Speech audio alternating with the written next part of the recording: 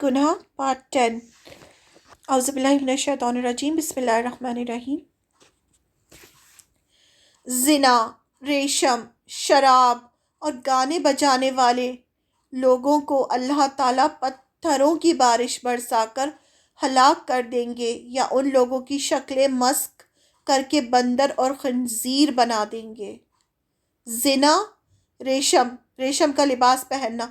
آج کل آپ دیکھیں مرد بھی، دیکھیں آپ ان کے جو پجامے کرتے پہنتے ہیں تو اس میں وہ کتنا زیادہ ریشمی لباس ہوتا ہے۔ وہ شراب اور گانے بجانے والے، یہ میوزک، یہ سب جو ہے بہت بڑے بڑے گناہ ہیں جو لوگوں کو پتہ نہیں ہے، اور لوگ جو ہے ان میں میوزک کو تو کوئی غلط سمجھتا ہی نہیں ہے۔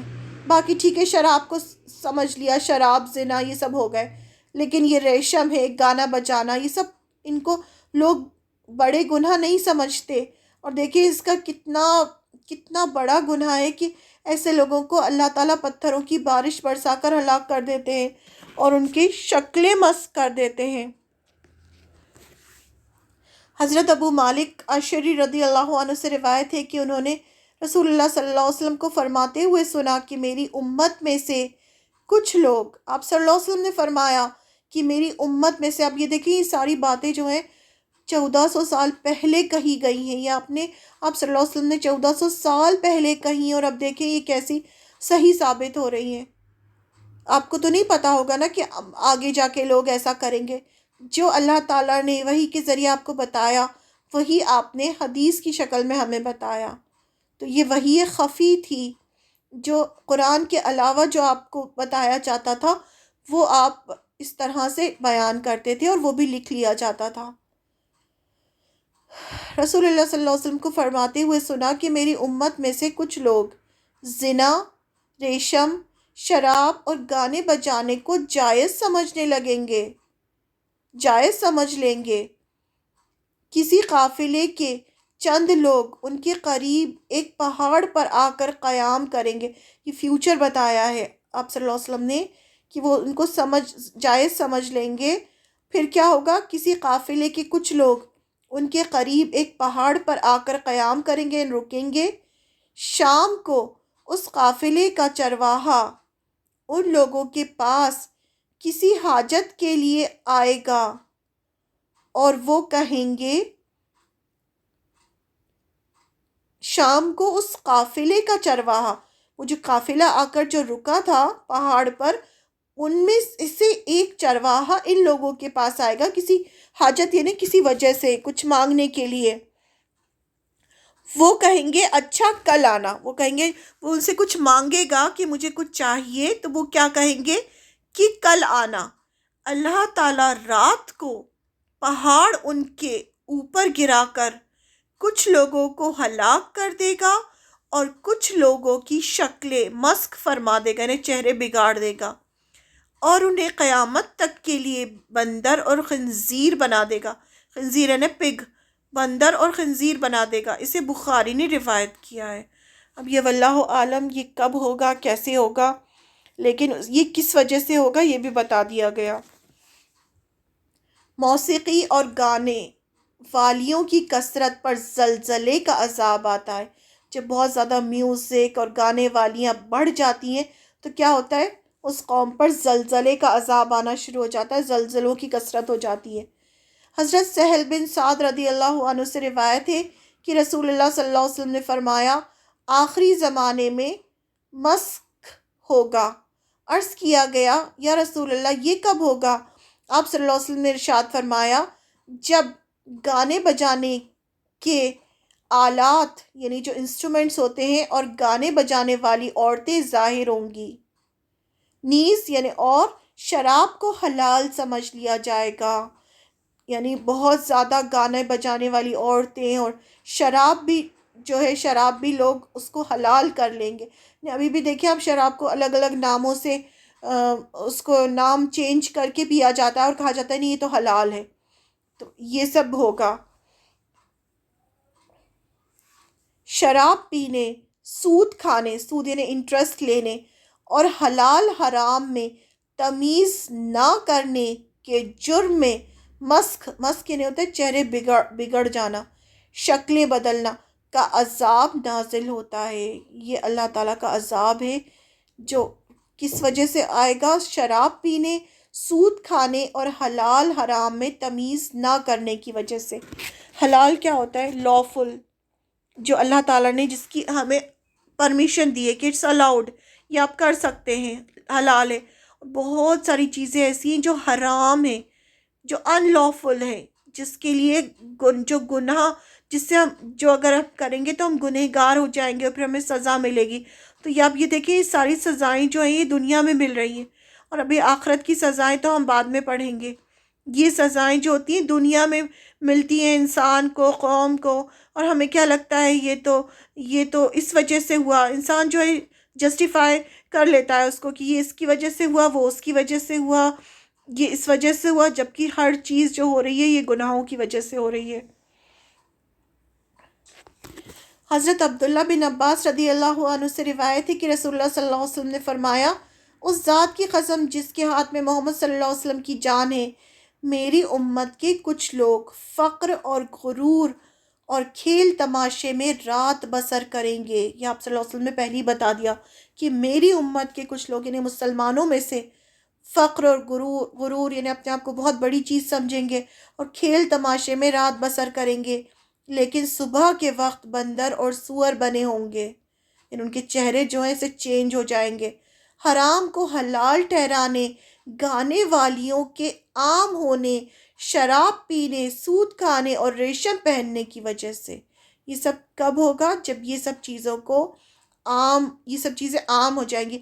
آپ سوچیں اس وقت پہ صحابہ کو یہ سب سن کے کتنا تعجب ہوتا ہوگا نا، کہ اچھا ایسا بھی ہوگا، لوگ ایسا بھی کریں گے، کیونکہ اس ٹائم پہ جب آپ صلی اللہ علیہ وسلم تھے تب تو اسلام پھیل رہا تھا نا، اسلام میں یہ سب چیزیں حرام کر دی گئی تھی، تو جو لوگ مسلمان ہوتے جاتے تھے وہ یہ سب چیزوں کو سمجھتے تھے کہ ہاں یہ برا ہے، یہ غلط ہے، لیکن پھر جب آپ صلی اللہ علیہ وسلم نے بتایا کہ آگے جا کے ایسا ہوگا، اور اب دیکھیں اب یہ سب کچھ ہو رہا ہے، اتنی سب عام ہو گئے یہ سارے گناہ۔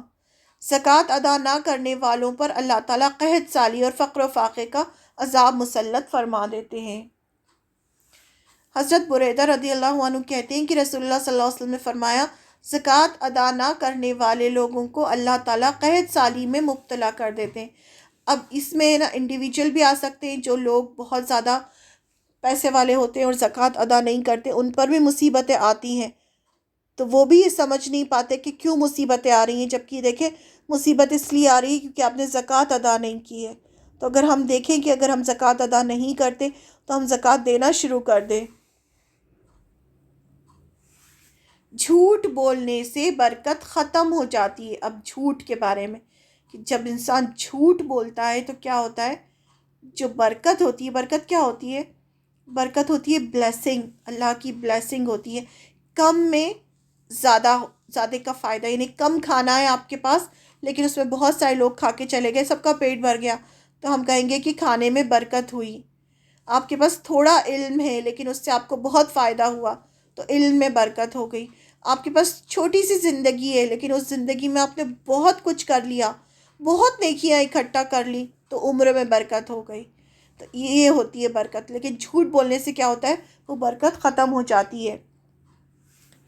حضرت حکیم بن حزم رضی اللہ عنہ سے روایت ہے کہ نبی اکرم صلی اللہ علیہ وسلم نے فرمایا، بیچنے والے اور خریدنے والے کو اس وقت تک سودا ختم کرنے کا اختیار ہے جب تک وہ جدا نہ ہو، یعنی ایک خرید رہا تھا ایک بیچ رہا تھا، اگر دونوں اپنے اپنے معاملے میں سچ بولیں گے، جو خرید رہا ہے، جسے جو خریدنے آتا ہے نا وہ پتہ ہے کیا کہتا ہے کہ اچھا تم اتنے کا بیچ رہے ہو، وہ تمہارے وہاں اس دکان میں تو یہ اتنے کا مل رہا تھا، چاہے وہ نہیں بھی مل رہا ہو، تو کیا ہوا؟ اس نے بھی جھوٹ بولا۔ اب یہ جو ہے انسان جو بیچ رہا ہے یہ کہے گا یہ میں اتنے دور سے لے کر آیا ہوں اور یہ اتنے کا تھا، میں آپ کو اتنے میں بیچ رہا ہوں، مجھے تو صرف اتنا سا پروفٹ ہو رہا ہے۔ اس نے بھی جھوٹ بولا، دونوں نے جھوٹ بولا، تو ایسے سودے پہ کیا ہوگا؟ برکت اٹھا لی جائے گی، برکت نہیں ہوگی۔ اس لیے بازار میں جو ہے یہ تجارت جو ہوتی ہے نا، یہ بھی اسلام کا ایک بہت بڑا حصہ ہے۔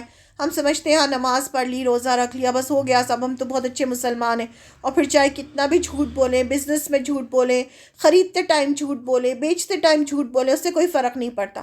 لیکن یہ سب چیزیں جو ہیں کاؤنٹ ہو رہی ہیں، اور یہ گناہ ہمیں جاتی جا رہی ہیں، ہمارے اکاؤنٹ میں یہ سب گناہ لکھا جا رہا ہے. قرآن جو ہے وہ صرف یہ نہیں ہے کہ آپ کو صرف عبادت کرنا سکھاتا ہو کہ آپ ایسے نماز پڑھیں، ایسے روزہ رکھیں.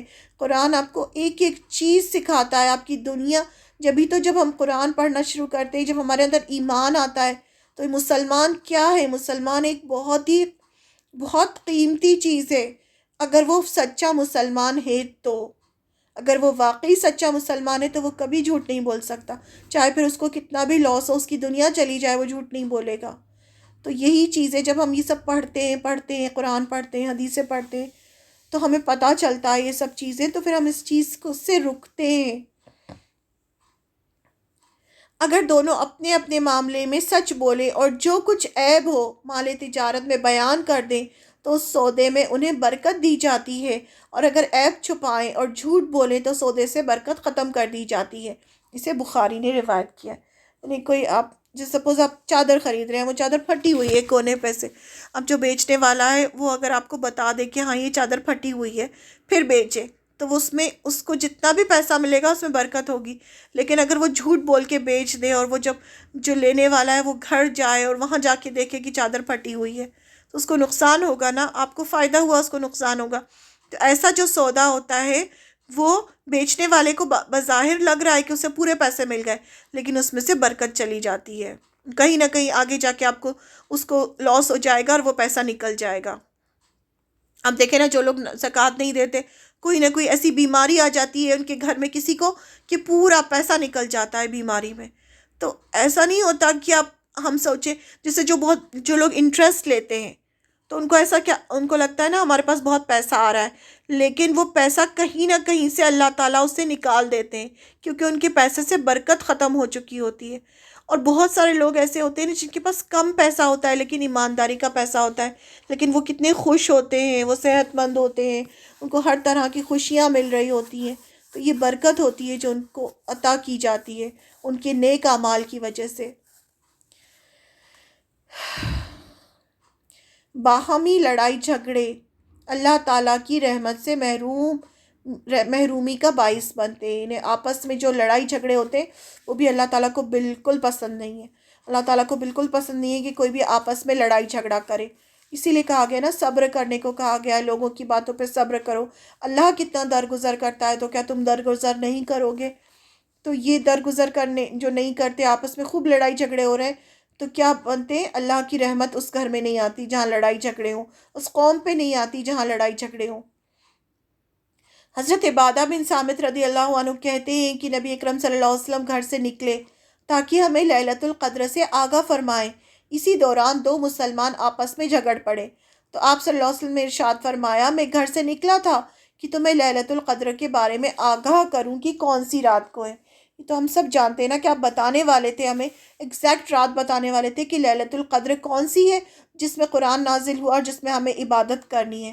لیکن فلاں اور فلاں کے جھگڑے کی وجہ سے مجھے وہ رات بھلا دی گئی، وہ جو رحمت تھی اللہ تعالیٰ کی وہ چلی گئی صرف دو لوگوں کے جھگڑنے کی وجہ سے. ممکن ہے اسی میں تمہاری بھلائی ہو.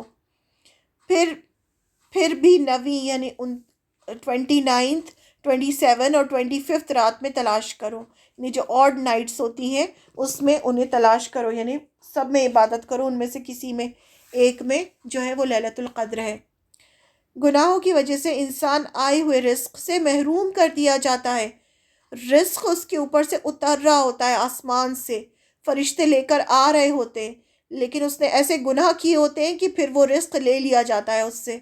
ہم کہتے ہیں نا ہمارے بزنس میں لاس ہو گیا، ہماری جاب جا رہی ہے، ہمارا یہ نقصان ہو رہا ہے، تو وہ ہمارے گناہوں کی وجہ سے اللہ تعالیٰ کی رحمت جو ہو رہی ہوتی ہے وہ ہم سے دور ہو جاتی ہے. حضرت ثوبان رضی اللہ عنہ سے روایت ہے کہ رسول اللہ صلی اللہ علیہ وسلم نے فرمایا، انسان آئے ہوئے رزق سے اپنے گناہوں کی وجہ سے محروم ہو جاتا ہے. اسے ابن ماجہ نے روایت کی ہے، ابن ماجہ بھی اوتھینٹک بک ہے. تو گناہوں کی وجہ سے رزق سے محروم ہو جاتا ہے.